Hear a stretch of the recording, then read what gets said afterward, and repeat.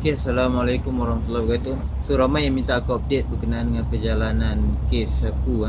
Untuk makluman yang baru mendengar, aku tak dapat nak cerita panjang berkenaan dengan latar belakang kes. Kalau nak baca, boleh baca dekat aku punya Facebook, Faris MK, Faris MK, jarak MK. So, boleh baca kat situ aku sertakan aku punya chronological statement. Boleh baca dulu kat situ dan boleh follow lah. So pada 1 hari bulan Ogos, hari Selasa 9 pagi, aku ke Mahkamah Session 1 Johor Bahru untuk mengikuti sebutan kes lah. Aku dihadapkan dengan satu pertuduhan, iaitu under 323 mendatangkan kecederaan, yang mana aku yang diserang.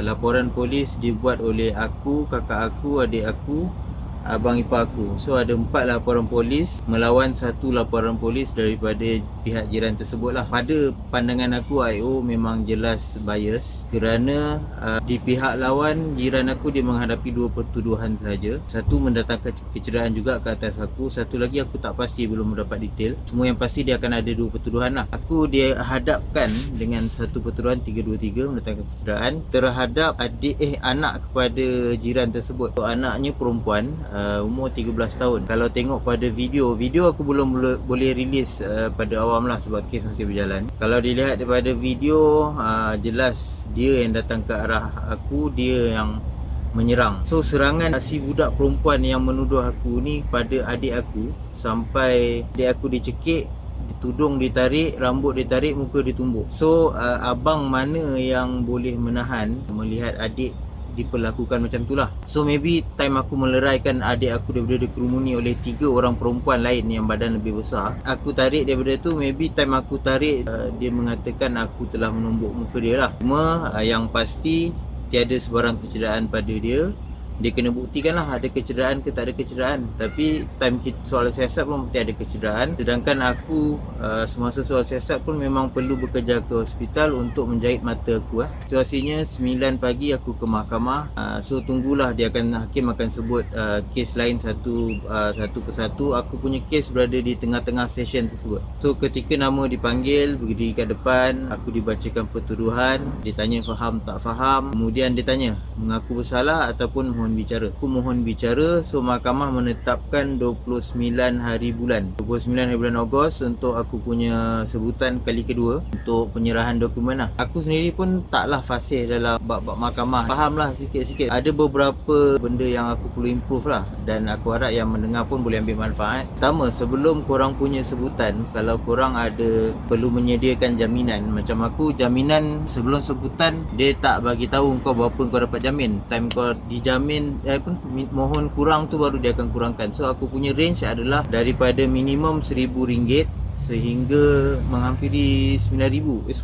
So ikut hakim lah dia nak bagi berapa. Aku punya peguam minta kurang. Sebab tu aku sebelum perbicaraan aku tak tahu berapa aku akan dikenakan. So aku perlu sediakan cash sebanyak RM10,000 hanya untuk jaminan lah. Alhamdulillah semasa sebutan peguam berjaya mendapatkan aku punya jaminan paling rendah RM1,000. Bayar jaminan. Okey, jaminan ni sebelum korang masuk ke mahkamah, serahkan pada penjamin korang. Perlukan 1 atau 2 orang penjamin bergantung pada kes. Serahkan dulu. Sebabnya bila korang dah masuk ke dalam, korang akan diletakkan di dalam lockup. Kad, bank, ATM, phone semua tak akan ada akses. So serahkan sebelum masuk ke mahkamah lah. So hari tu nasib baik adik aku ada cash, mak aku ada cash. So guna cash mak aku dululah. Ditanya bersalah ke tak bersalah. Kalau bersalah, ramai yang akan prefer untuk mengaku bersalah, sebabnya berkemungkinan namanya adalah denda tanpa penjara, bayar dan boleh balik. Cuma disebabkan prinsip aku memang tak bersalah kerana dia menyerang aku. Dua, dia menyerang adik aku dan family adik aku. So secara prinsipnya aku tak boleh mengaku bersalah. Kalau aku mengaku bersalah, semua kes-kes aku akan runtuh. Sedangkan aku ada bukti video pasal serangan. Dipendekkan cerita, aku tak mengaku bersalah, tunggu ke tepi untuk dibawa kepada bailiff lah. Selepas nama aku dipanggil, nama dia dipanggil,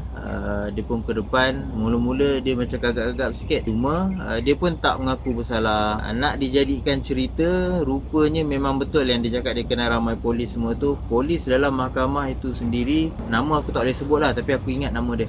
Dia bila dia tak mengaku salah, dia duduk dekat sebelah aku untuk sementara tunggu ke bailiff. Polis boleh tepuk bahu dia, tanya tu kenapa tak mengaku salah. Dia memang kenal borak macam kawan. Patutnya kau mengaku salah je lah, bayar dia tepuk bahu. Tak apalah, semua tu. Lepas tu aku dibawa turun dia akan melalui tangga, dia tak akan lalu jalan luar, turun melalui tangga sampai ke tingkat bawah sekali. Semasa dalam perjalanan pun pihak lawan aku ni berborak dengan polis tu sebelah menyebelah. Borak lah, mula dia mula petik nama. Kau kenal ni, sekarang dekat mana? Oh, sarjan ni, corporal ni. Oh, kau kenal Mamat tu ni. Dia mula petik-petik nama-nama polis yang ada lah, yang dia kenal. Kemudian sampai dekat bawah sekali, tingkat bawah sekali, lokap. Bilik lokap, pintu besi tutup hitam, tak ada CCTV So kalau korang ada tuduhan apa-apa pun, dalam memang tak ada CCTV. Itu memang totally 100% adalah kuasa polis. Dia orang punya teritori lah. Memang itu ruang lingkupnya. Aku ingatkan semasa aku dibawa turun, aku akan dibawa untuk ikat jamin diri sendiri. Tak rupanya. Time tu aku cakap, ya alamak, phone aku kat sini, dompet aku kat sini, kad ATM aku kat aku. Aku tanya dia, boleh tak nak pass kat adik dulu? Tak boleh. Kita tak boleh, awak dah lambat. Kenapa tadi tak serahkan semua tu? Tak apalah, aku pun pasrah. Dia, pihak lawan aku ni masuk dalam ruangan pintu kaunter lokap tu. Salam cium tangan dengan seorang corporal. Aku ingat juga nama dia dan aku tak boleh disclose kat sini. Salam cium tangan, tanya khabar. So memang betul dia memang kenal orang-orang tu. Adalah tanya pasal Mamat tu, Mamat ni, memang dah disahkan lah, dia saling mengenali. Corporal tersebut pun terus dia pula jadi orang tengah. Dia cakap kat aku, okey, korang duduk dalam ni bincang, siapa nak tarik report, kau tarik report, dia tarik report. Dia mencadangkan supaya dua-dua tarik report, settle case, dia cakap. Dia jadi orang tengah, mediator. Sepatutnya dia sebagai pegawai polis yang bertugas di lokap, neutral.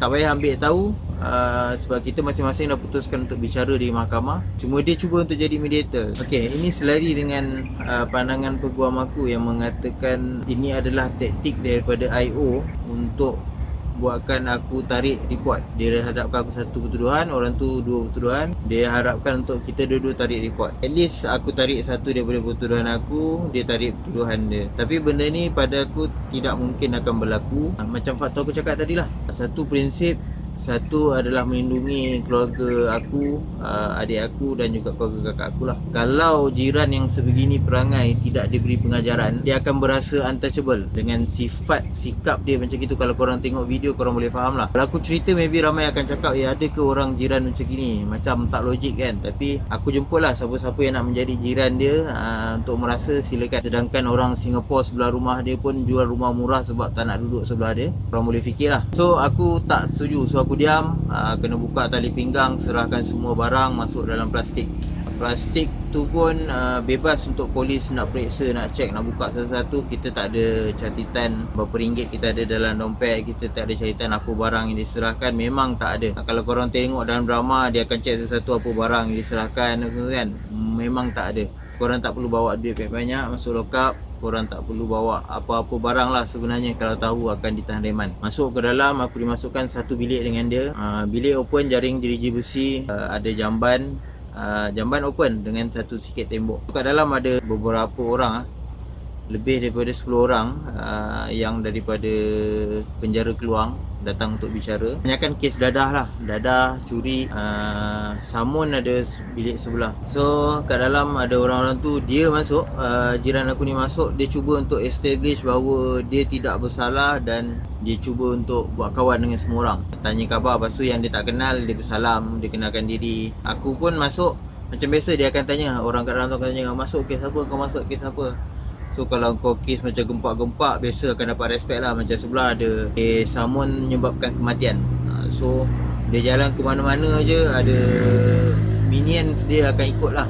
So dia tanya, aku cakap lah 3-2-3. Yang tu pun 3-2-3, korang orang melawan ke apa ke. Lepas tu mulalah dia cakap, dia menceritakan kisah simpati dia. Oh, dia serang anak aku lah, apalah semua tu. Tapi dia tak menceritakan kisah yang dia datang ke aku dan menyerang aku tanpa sebab tu. Aku mengambil pendekatan untuk diam, jawab apa yang perlu, minimum jawab dan duduk tepi lah. So aku borak dengan brother sebelah, Din, siapa lagi nama dia tu. Semua kepala botak lah. Yang dalam tu semua kepala botak. So muka aku tak kancam sangat kot. Cerita dia orang lah aku dengar. Dia orang pakai seragam oren. Tanyalah aku, dia tanya kes aku tanya kes dia. Buat bahan borak. Lebih dari tu aku diam, nak tidur. Aku duduk dalam tu, jamban dekat. Kalau kena itu hari memang ada. Masuk satu geng lain, minion dia ada 4-5 orang. dia nak pergi berak. Dia orang berak kat situ, buang air lepas hajat semua tu, just buka seluar, cangkung je lah, open lah, nampak bau semua keluar, tiba-tiba semua bau. Dia punya minion, dia berak, dia punya minion akan duduk dekat tembok tu keliling sambil tengok dia berak. Aku tak tahan bau, aku pergi dekat depan pintu jeruji besi, ambil nafas segar. Bila ada orang berak je, yang lain semua akan mula bising, busuk lah apa lah. Tapi diorang dah biasa, diorang dah biasa benda tu. So itu salah satu hiburan lah sebenarnya kat dalam. Macam aku sebut tadi, kat dalam memang teritori polis. Borak dengan brother-brother daripada Keluang tu pun, penjara Keluang. Kat sini mudah lagi, macam diorang pergi datang bercuti. Kat lokap nak merokok boleh, kau bayar 3 batang 100. Kau nak call, kau bayar. Aku kan tadi aku minta aku nak call adik aku, tak dibenarkan. Sel sebelah tu bawa phone, siap ada orang datang kat dia untuk call, dan dia charge orang tu lah. Maknanya charge service, kau nanti kena buat ni, kena buat tu, kau nak bagi berapa, benda-benda macam tu lah. Macam korang tengok dalam movie. Dan polis tak pandang pun benda tu, dia boleh pegang phone selamba, buat call semua tu. Sedangkan aku dinafikan hak tersebut lah. Tak boleh nak kata apa, kau buat report kata polis tu pun dalam tak ada CCTV, polis boleh nafikan. Polis akan jaga polis.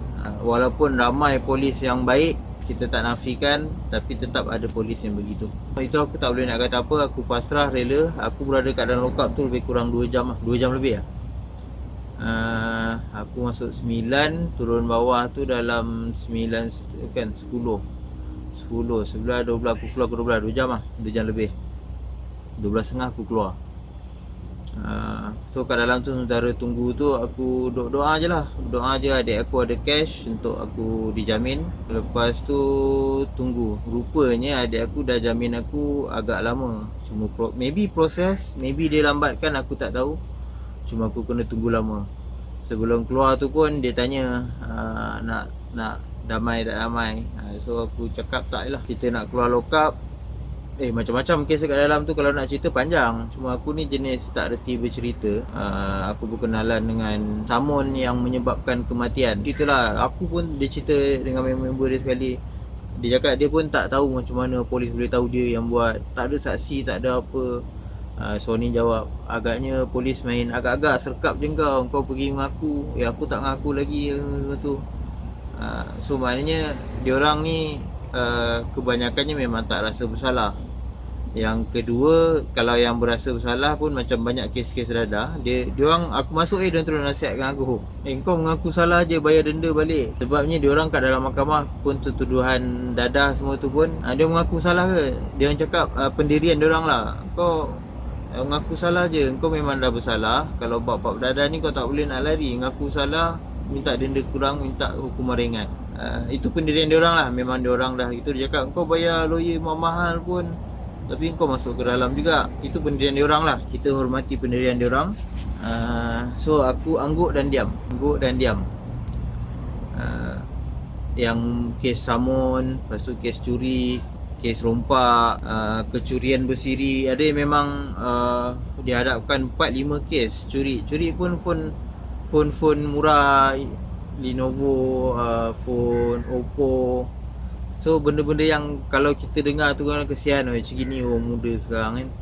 Kes-kes dadah, satu kes sampai berapa banyak tuduhan dadah, kes berulang dadah. Paling banyak sebenarnya kes dadah. Yang paling tinggi denda yang sama lokap dengan aku adalah kes trafik, mandu dalam keadaan pengaruh alkohol lah, driving under influence. So hukuman yang dia dapat adalah lokap 1 hari dan juga denda 10,000 lah. So ada 3 orang berada India tu. Dia cakap tak apa, lokap 1 hari, denda 10,000, dia orang bayar lah. Aku tunggu kat dalam tu. Memang kau tak boleh nak cakap, kau tak boleh nak bercakap besar lah. Kau tak cakap besar, kau tough, fit, hati kental, hati kering. Kau masuk dalam, kau akan terputus semua dengan dunia luar. Kau akan rasa betapa kedilnya diri kau. Kau tak boleh cakap dengan orang luar, kau tak boleh berhubung, jam tak ada. Kalau kau nak solat, kau main agak-agak masa. Nak solat pun sebelah jamban. Rakiblat tak ada. Kau nak panggil polis pun dia tak layan. Dia memang bukan macam drama lah, kau ada hak nak dapat call lawyer, kau ada hak nak itu, ada hak nak ini. Tak. Dia akan belittle kau, maknanya dia akan rendah-rendahkan martabat kau tu serendah yang boleh. Aku bukan bersyukur lah, bernasib baik aku dapat lock up yang tak terlalu kotor, masih boleh tarik nafas. So kat dalam memang 10 minit pertama kau terus akan rasa gelap dunia kau. Kau bengis ganas macam mana pun kau masuk dalam, kau akan rasa putus harapan lah. Kau akan mula rasa macam nak putus harapan. Apa yang kau boleh buat, zikir doa, tu je lah. Kalau kau submit pada kau punya perasaan, macam tadilah, yang dah di penjara beberapa tahun, diorang akan pasrah je. Semua mengaku salah. Polis, warden buat apa kat diorang akan terima. Memang tak melawan. Pada dalam situasi macam tu, yang power pada diorang memang adalah polis. Polis suruh kau buat apa, dia buat. Polis nak apa, dia bagi. Polis minta, dia bayar. Macam ni tadi, member seorang tu yang aku kenal, dia mengharapkan member dia datang juga masuk lock up dengan bawa air tembakau. Dia nak lepas gian. Dia cakap kalau dekat penjara susah, mahal. Dia nak barang semua mahal, nak beli semua mahal. Kalau kat lock up murah sikit rate polis dia cakap. Kau nak seruduk air tembakau boleh, nak seruduk dadah pun kadang-kadang dia dapat, dia cakap. Itu kata dia lah. Aku tak dapat nak komen apa-apa. Aku just mendengar, ngangguk iakan aje lah. Itu pengalaman dia. Sebab yelah aku pun tak biasa dengan dadah. Yang masuk ke dalam tu, start paling rendah ganja, mes, apa lagi lah, ada beberapa jenis dadah lagi lah. Aku pun tak hafal sangat. So diorang memang dah tekak dadah. Aku dengar lah diorang cerita pasal keluarga. Oh kau bini dia tu lagi, yang tu dah cerai. Bini dia tu isap dadah, isap batu lagi ke. So maknanya diorang membesar dan berkeluarga pun lingkungan yang sama. Kalau kaki dadah, keluarganya pun kaki dadah. Itu ujian untuk diorang lah. So untuk aku, sambil aku hiburkan diri dengan cerita diorang, doa, minta dijamin keluar. 12.30 aku dipanggil untuk keluar lah. So pergi, adik aku dah bayar jamin dari si borang. Aku akan diberikan satu kad kuning untuk mahkamah punya next punya bicara. So aku diberi 29 hari bulan. Kalau aku langgar syarat-syarat jaminan, ada kes lain ke, kentahan polis ke, aku punya wang jaminan akan dilucut hak lah. Even kes trafik pun aku akan dilucut hak. So kalau aku kena tahan trafik, salam bodoh-bodoh pun memang akan kena lah. Memang kena berjaga-jaga. So aku tak tahu aku punya bicara akan tarik berapa lama. Ni baru 29 hari bulan. Aku bicara 1 bulan. Next tarikh dia beri 29 hari bulan. So maknanya jaraknya 1 bulan. 1 bulan untuk 2 kali bicara. So next kau boleh assume sebulan jugalah. So safe untuk kita katakan kalau dua-dua berlawan fight, bicara lawan hujah, maybe boleh ambil masa 6 bulan, 5 bulan, 6 bulan. Kalau cepat lah. Kalau lambat boleh drag tahun. Tengok pada proses mahkamah. Dia pun ada jadual dia. Itulah update-nya. So next 29 hari bulan aku akan tunggu bicara. Terima kasih pada yang menyumbang. Banyak menyumbang. Kos untuk lawyer, okay, aku ceritalah. Kos untuk lawyer sebenarnya memang tak murah. Aku ambil lawyer yang memang aku kenal. So dapatlah friend and family rate. Normally untuk session untuk jamin aku keluar, firma guaman lain biasanya akan mengambil 7,000 ke atas satu session. So next proses untuk buka file apa lain, lawan, ambil dokumen, akan ada payment yang lain. So aku dapat friends and family rate, aku dapat murah sikit, Alhamdulillah. So aku keruk lah mana simpanan yang aku ada, emas yang ada, ditambah dengan pinjam mak, pinjam kakak, adik-beradik semua. Kemudian sumbangan daripada kawan-kawan kakak aku, daripada kawan aku sendiri, sumbangan daripada saudara mara banyak, Alhamdulillah. So lepas daripada dijamin, aku dah tolak kos bagi lawyer, bayar wang jaminan. So mana yang bagi dalam jumlah besar dan niatnya pinjaman, aku tanya, aku pulangkan balik dulu. Sebab aku takut pegang duit orang. So ada dapat juga sumbangan daripada pihak Ikram, Ikram Pulai, Alhamdulillah. Mana yang menyumbang dan mana yang beri aku pinjam itu hari, aku dah pulangkan Alhamdulillah sebahagian. Sementara tunggu 29 hari bulan. Aku tak tahu 29 hari bulan ni berapa pula charge lawyer. Aku akan tanya kemudian. Kalau aku tak mampu dan tak cukup, terpaksa aku pinjam lagi lah. Ada kawan-kawan dah offer untuk bagi pinjam. Nanti aku carilah benda untuk aku cagarkan untuk pinjam lah. ramai yang suggest crowdfunding, tapi kakak aku ada iklan aku punya nombor akaun, bukan iklan lah, ada post nombor akaun aku. Sebab tu ada tiba-tiba je aku tengok ada kawan-kawan kakak aku, nama aku tak kenal lah, ada masuk, aku tanya kakak aku, so itu kawan dia, ada yang bagi pinjam, ada yang bagi sumbangan. Aku nak buat sendiri segan, rasa kau takkan pernah terbayang tau, berada di kedudukan yang kau perlu meminta-minta. Walaupun sebelum ni aku memang tak kaya, aku tak ada, bukanlah kategori kaya berduit, tapi makan tak pernah putus. So bersyukur. Cuma kau takkan terfikir kau berada di kedudukan yang perlu meminta-minta pada kawan-kawan, keluarga dan orang-orang yang tak kenal. So untuk aku letak nombor akaun aku segan. Tapi bila aku menerima sumbangan, aku bersyukur. Walaupun berapa ringgit pun aku terima dengan syukur. Cuma yang memberi pinjam lagi aku bersyukur, sebab dia tak ada apa-apa hubungan dengan aku, tak ada talian saudara ke apa, tapi dia memberi pinjam. So untuk kes jaminan pertama ni selesai. Aku tunggu yang panggilan bicara nombor 2. Harap-harapnya by that time aku punya kos untuk lawyer pun cukup lah. Kalau tak cukup, aku usahakan lah mana yang boleh dapat. Pagi tadi pun bangun-bangun tidur, ada juga yang message minta link crowdfunding. Aku pun tak tahu nak jawab. Aku nak tolak, rasa macam biadab. Orang nak membantu kita tolak, tapi aku nak memberi aku punya link account, rasa macam meminta-minta pula. So aku pun tergantung lah kat situ. Lain tak ada apa, nanti aku akan update lagi lah. Aku pilih untuk buat video ni, aku tak reti nak karang ayat yang panjang-panjang, memang tak reti. Cubalah cerita seikhlas hati. Dan juga sebenarnya video ni salah satu daripada usaha aku untuk dapat funding, disebabkan aku akan upload pada YouTube. YouTube aku dibenarkan untuk iklan.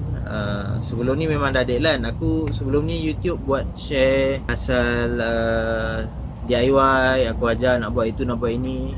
Cuma aku tak fokus kat YouTube. Adalah dapat sebulan berapa ringgit, tak mengharapkan daripada YouTube, so aku tak fokus sangat. Cuma bila aku buat video ni, harapkan aku upload kat YouTube. Rakan-rakan YouTube boleh support dengan cara subscribe aku, share link aku, dan daripada iklan-iklan yang korang tengok pada video-video aku, kat situ aku akan dapat sikit fund lah. Ada sebulan untuk aku kumpul fund tu. So aku cuba minimumkan sebanyak mungkin nilai yang aku perlu pinjam dan nilai yang aku perlu minta.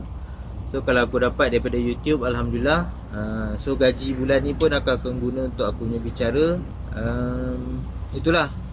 So salah satu cara yang korang boleh bantu adalah dengan bantu tengok dan share YouTube aku. Tak banyak, aku punya subscriber tak banyak, 3,000 lebih je. Tapi aku seronok dengan YouTube aku, sebab ada antara benda yang aku ajar ada manfaat pada orang lain.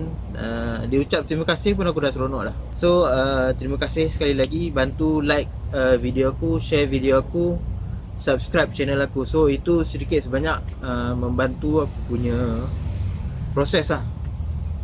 Okay, terima kasih banyak. Assalamualaikum. Okay, sebelum aku dapat upload video yang pertama aku rakam, aku dapat email dan WhatsApp daripada Peguam, memberi update lah pasal fees yang perlu aku sediakan sebelum sesi perbicaraan kedua berlangsung lah. Seperti mana yang korang pun sudah maklum, kos untuk Peguam antara kos yang tinggi, dan memang memerlukan komitmen Peguam dan juga komitmen anak guam lah untuk membayarnya. Untuk sesi pembelaan aku, dia bahagikan kepada dua lah. Sebelum kepada representasi dan selepas representasi. Maknanya dia akan start daripada 8 campur 4, 12,000, belum bercampur dengan kos untuk hadir ke bicara. Maknanya kehadiran Peguam tu dalam 200.5 per session lah, kalau tak silap aku lah. So kalau ada 5 kali perjumpaan di mahkamah, 5 kali bicara di mahkamah, 250. kalikan dengan 5 lah. Kalau ada 10, 250 kali 10 lah, ditambah dengan 12,000 tadi. So 12,000 adalah minimum, bukan minimum pun lagi, campur 200.5 tu per hari. Kemudian akan bertambah lah kalau ada pertambahan masa. Bila di drag lama, tak ada keputusan lagi, maknanya akan ada pertambahan kos lah. Itu memang normal dalam dunia mahkamah ni. Kemudian aku lupa nak update dalam video pertama aku, antara charge yang IO tak buka ataupun tak jalankan, dia pihak lawan dihadapkan dua pertuduhan, tapi salah satu tu aku tak tahu apa pertuduhannya. Satunya adalah sama 323. Cuma dalam report yang aku buat, kakak aku buat, adik aku buat, IO tak buka siasatan. Satu, yang pertama, menceroboh rumah. Dia menceroboh rumah kakak aku, masuk dalam kawasan pagar untuk menyerang. Yang kedua, menyerang kakak aku, menyerang abang ipar aku. Ketiga, menyerang adik aku. Keempat, kemudian dia membaling mercun dengan sengaja kepada anak saudara aku, nombor 5. Anak dia menyerang juga, nombor 6. Kak dia pun menyerang, nombor 7, pun tak dibuka siasatan. So at least ada 7 lagi pertuduhan lah yang dia tak dituduh. Tak tahu apa rulings yang dibuat oleh IO untuk mengetepikan 5, 6, 7 pertuduhan lain. Dia hanya pilih 2. So tu nanti kita akan dengar dalam mahkamah nantilah. Kalau kita mengadu, kita dengar penjelasan IO nanti. Tapi sepatutnya IO yang baik, dia akan terus siasat lah semua tu. Sebab detail semua dah ada dalam report, korang boleh baca lah. Link aku sertakan nanti dekat bawah video kalau siapa yang nak baca. Ok, tu je update. Sekian, terima kasih. Jemput like, subscribe dan share. Assalamualaikum.